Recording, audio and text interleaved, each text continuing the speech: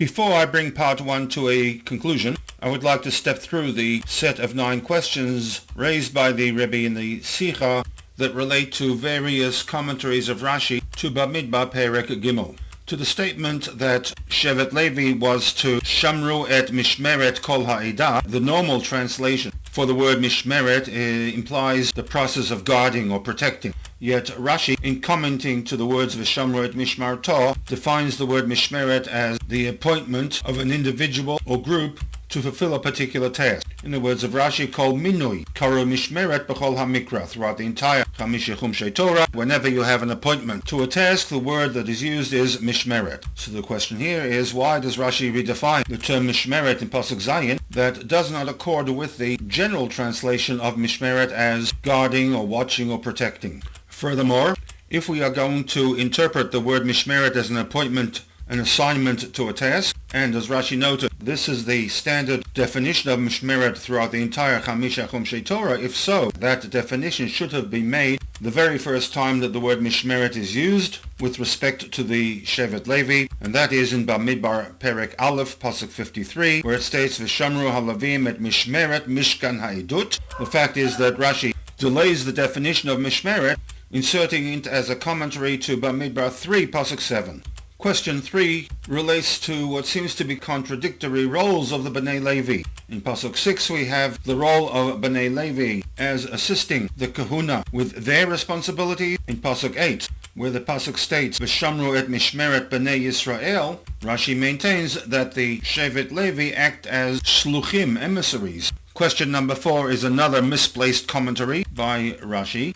In Pasuk Chet, to the words V'et Mishmeret B'nei Yisrael, Rashi clearly states Shehalavim Ba'im Tachtehim B'shlichutam. Shevet Levi functioned as shluchim on behalf of the B'nei Yisrael. Yet in the Pasuk that immediately precedes Pasuk 8, we have a very similar statement, V'shamru et Mishmeret Kol Ha'edah, where supposedly the same textual difficulty that arises with Pasuk Chet also would arise with Pasuk Zayin, and therefore the response that Rashi gives to Pasuk Chet, to the textual difficulty, should have been made in a commentary to Pasuk Zayin. Moving on to Pasuk Tet, the Pasuk states that Netunim Hema Lo Me'et B'nei Yisrael. The word Me'et would, from the standpoint of Shuta Shel Mikra, be translated as from. Netunim Hema Lo Me'et B'nei Yisrael. They, Shevet Levi, are given as a gift to them, the Kohanim. Rashi, in his commentary to Me'et B'nei Yisrael, maintains that the word Me'et implies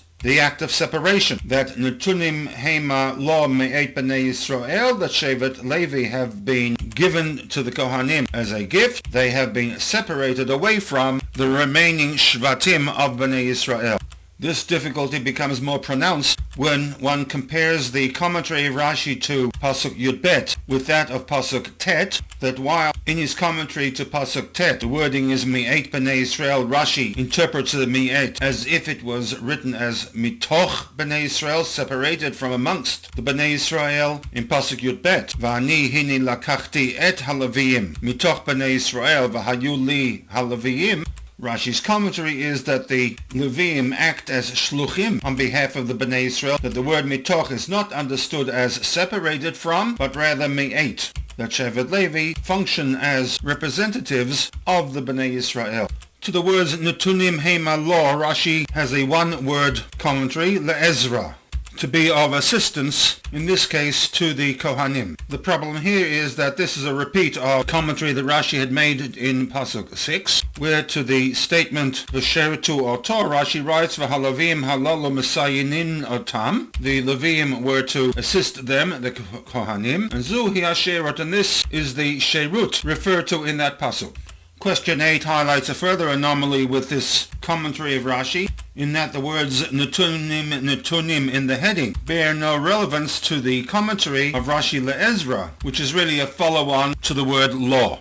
And finally we come to question 9, a third misplaced commentary, in that to the statement of Netunim in Pasuk Tet Zayin, Rashi appears to be addressing the repetition and maintains that Shevet Levi had two responsibilities. One is a responsibility relating to the Klei HaMishkan, dismantling, transporting, and reassembling the Mishkan. A second responsibility was Lashir, to provide musical accompaniment to the Avodah, assuming that there was a need for Rashi to justify the double Natunim. That should have been done the very first time we have a double Natunim, and that is in Pasuk 9, where the Pasuk states, Natunim heima lo, a double Natunim. So once again, the commentary of Rashi to Pasuk Tezayin should have been made in connection to the first instance of this double expression. And with this I will bring to a conclusion the first part of my understanding of the Sikha recorded in Likutei Sichot, volume 13.